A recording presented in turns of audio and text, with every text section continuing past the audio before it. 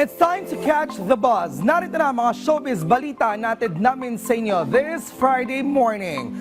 Una rito, another milestone sa career ng South Korean host and comedian na si Ryan Bang matapos mapasama sa top 10 ng Korean National Image Survey, isang well-known list of personalities that represents Korea sa global stage.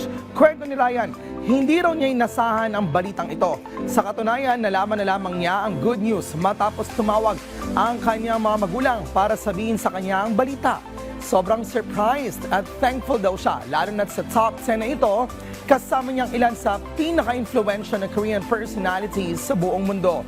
Kabilang sa listahan ang global superstars na BTS, ang K-pop girl group na Blackpink, ang internationally acclaimed actor na si Lee Min-ho, ang pangalaging mukha ng Korean Wave o Hallyu sa iba't ibang bansa.